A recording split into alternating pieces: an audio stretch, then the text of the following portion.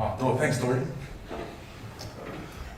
Ian, just on Mark Talaya's omission, can you confirm that was for disciplinary reasons? Yeah, he breached the protocol, nothing major, but enough to keep him out of selection for this week. So, still love him, he's trained well, happens. How disappointing to have that happen in such an important week, though. Oh, look, it is what it is. So, it's just for us, it's pretty clean cut. I don't really want to talk about it anymore, and we've dealt with it as a team, moved on. So, Sorry guys, can we just pass the mic on? So that's 2 from News Hub. Can we just give everybody a chance? Thanks. Thank well, you. we've got chopped in, mate. Question Tough for life, isn't it? both of you. I've been here for a week, and all we've heard during the week is that the All Blacks are underdogs for this game, and Ireland are favourites for this game. And as an All Black fan, it's a very weird position to be in, especially at a World Cup where we're considered to be underdogs. I want to take us back to Joburg last year, where after losing to Ireland, losing at Cape Town, whatever you found, the inspiration and the motivation that day was probably arguably the best performance the All Blacks have put in under you as coach here. And do you look back at times like that, at times like this, facing a game like this, and draw on what it was that you actually had that day to be able to face it well? Is that to both of us? To both. I'll let him go first, eh? See where he goes with it. Yeah, I think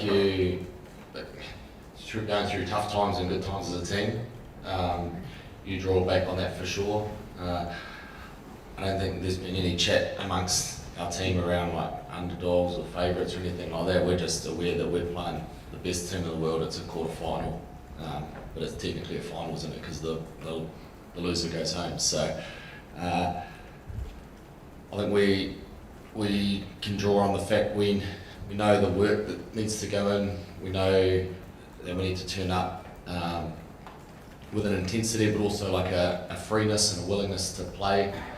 And we've done that in the past, and yeah, every indication we're in a good spot to be able to do it again. So yeah, we're excited, and I think the team's in a really good spot. Yeah, I think he spoke quite well there, Sam. Look, it's just I don't think the past matters, mate. You know, I think you learn a lot from the past, but you learn it at the time, and it becomes part of who you are, and it becomes part of us as a team. That this team's ready. We've prepared well with this in mind. You know, if you look at this year, the whole thing is about getting ready for a World Cup and to make sure we're primed to perform at this stage of the tournament. And so we're excited by it. We know that the size of the challenge, we know how good Ireland are, and they deserve all the plaudits they get. But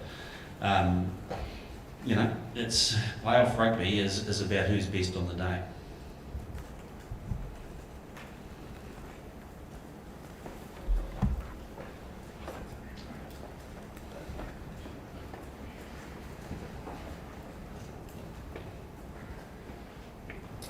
And just the Cam Rogan selection over Finlay Christie, was that discipline or selection or form?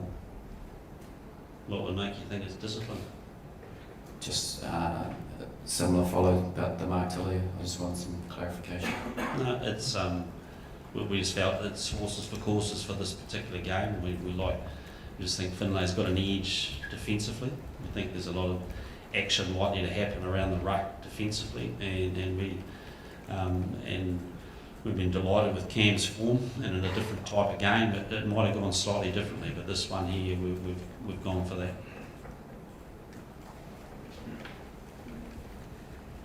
Hi Ian, Aisling here from Off the Ball in Ireland. It's nice to be here. I just wondered, do you think that the respect levels have changed for Ireland, not just from the All Blacks, but from any nations over the last maybe year or two because of the journey that they're on?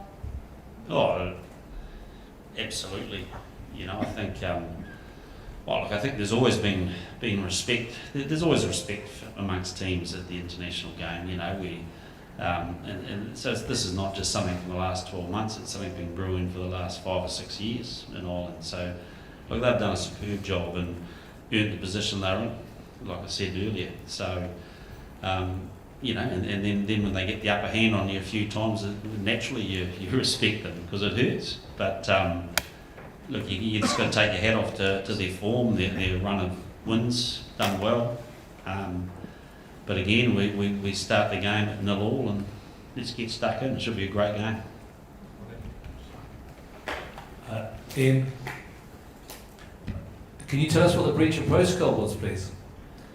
I'm not going to talk about it again. Like I said, it's minor. It's minor. Can I just ask one follow-up question? What does it say about the mindset of the team or their focus on the game if a player is breaching protocol? I think it says volumes.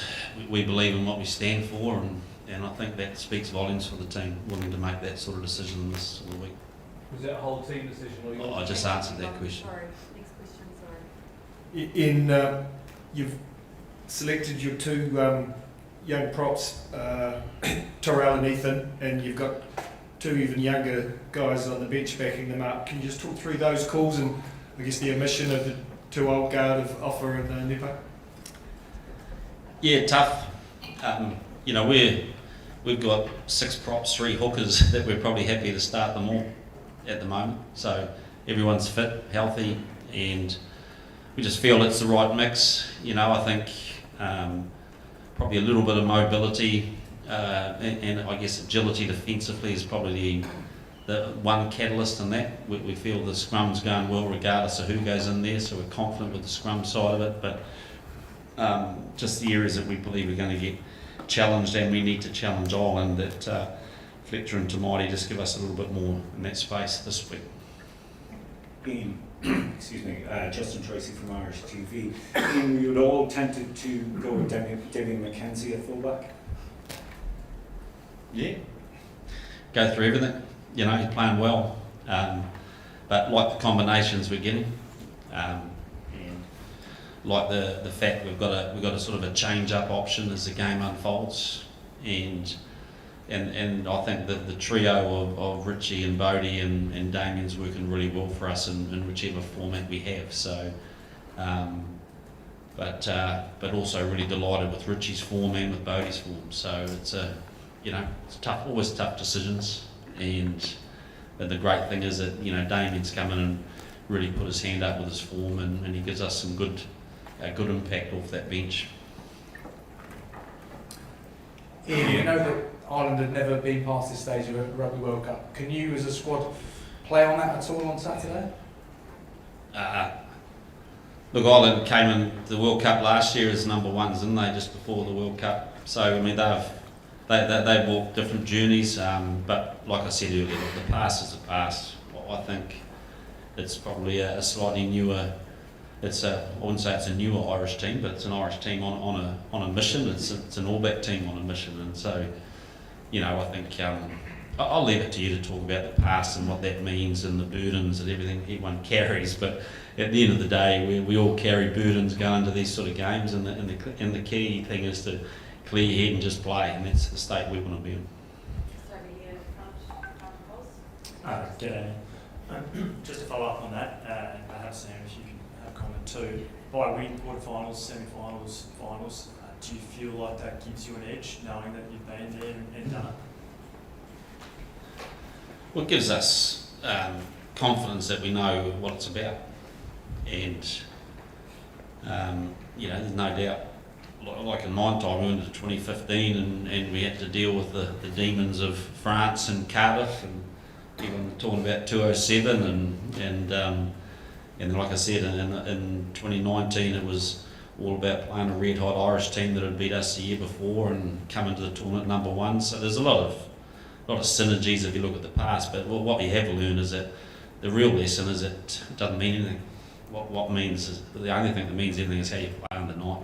And like I said, we've been preparing well. I think the last month, ready to go, and I'm sure they have too.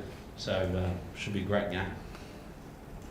Ian, straight down the middle. Wayne Barnes, referee. Do you get a chance, like you usually do, to have a chat to him? And if so, what will be discussed? No, look, the refs come into the shed before the game and tell the front rows how to push and square, and you have a little bit 30-second conversation, and that's about it with referees. We're not allowed to talk to them during the week or afterwards, so communication's quite limited. But so we get our message across through Joel Jute about the sort of things that we want to get clarified, and that's about it. That just the World Cup rule? Yep.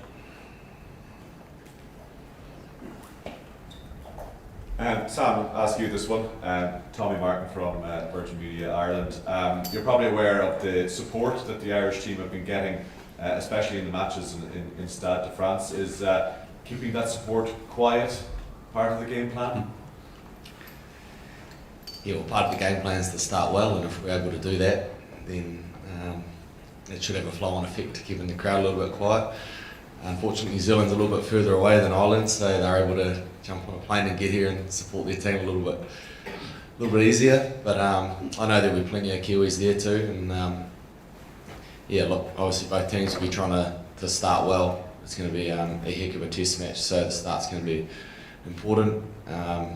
And yeah, I think we've seen the crowd getting behind them already this World Cup. But to be honest, it's one of the great things about playing in big stadiums in massive games like this is the atmosphere and the energy that's in the crowd, and we'll be feeding off it either way, I think. Do you seriously think we can keep a bunch of Irish people in the crowd quiet?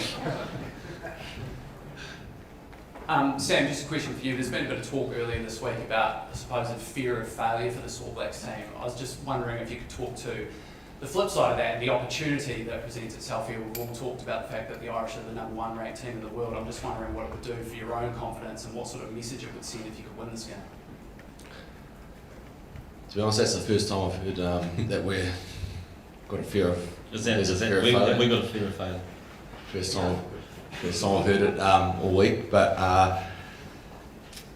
yeah, look, our mindset's absolutely, it's easy to flip something like that. And what if we win? What if we go out there and start really well? And what if our set piece goes exactly how we want it? So when you start thinking of things like that, and you take confidence from the hard work that's gone in and the preparation, then we absolutely go in with confidence, and it'll just be about being able to execute what we've trained out on the training pitch out there under massive pressure in front of a full crowd. So, and if we're able to do that and can do it consistently, then yeah, we'll give ourselves a really good shot of winning. And when we get there, we'll see how we feel. This will be our last one, folks. Sam, how do you and the rest of the squad feel about the Mark Talea incident? Is it a sense of feeling a bit let down? Oh, look, to be honest, I think Foz has said pretty much everything that we're willing to say on it. I'm not sure how many times we can say we're not going to talk about it. We've said what we've said. Thanks, everyone. Thank you.